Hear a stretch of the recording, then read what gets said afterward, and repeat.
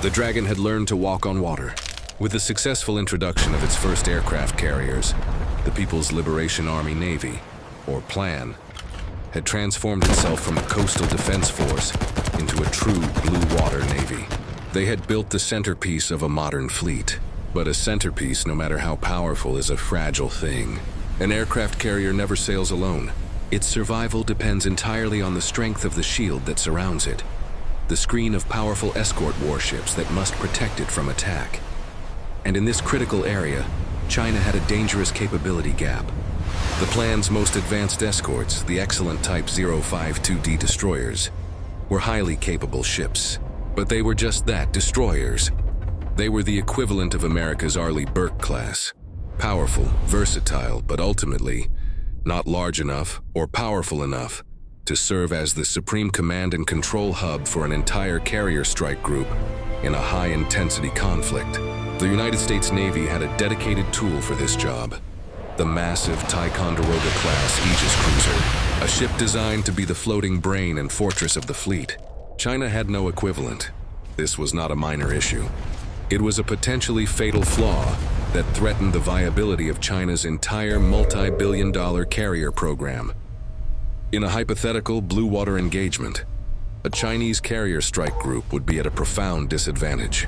It lacked a true air warfare commander, a single, powerful platform with the massive radars, the deep missile magazines, and the command facilities to manage a complex, three-dimensional battle against a peer competitor.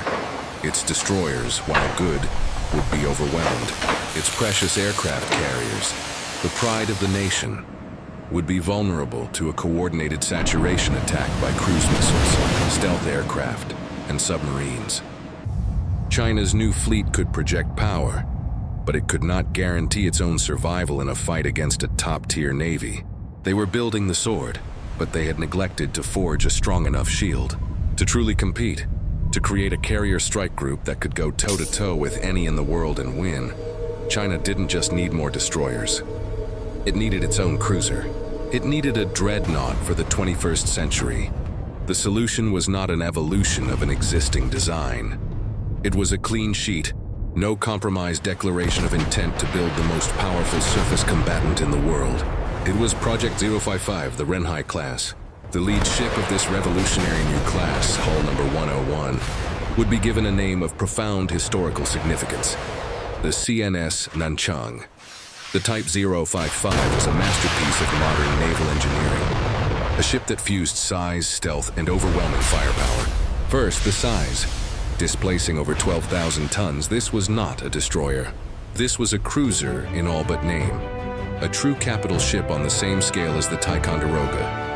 Second, the senses. She was designed with a unique integrated mast that housed a powerful dual-band radar system.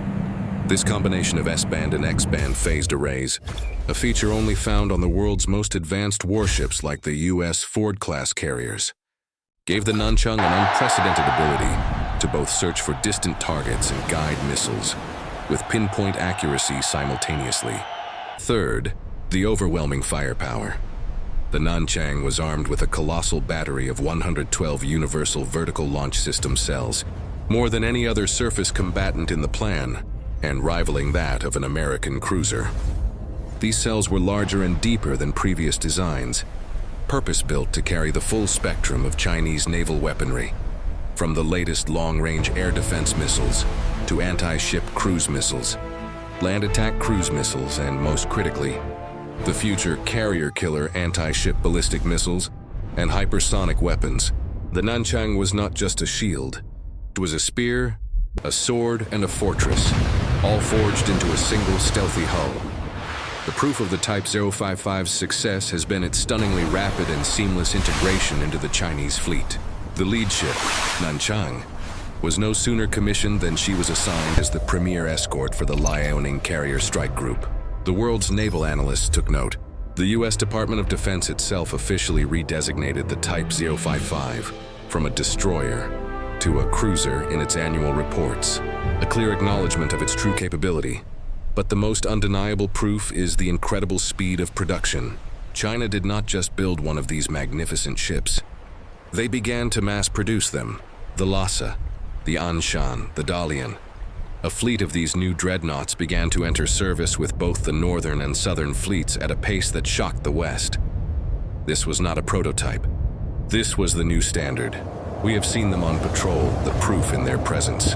2021, a task force led by the Nanchang was tracked sailing into the waters off the coast of Alaska.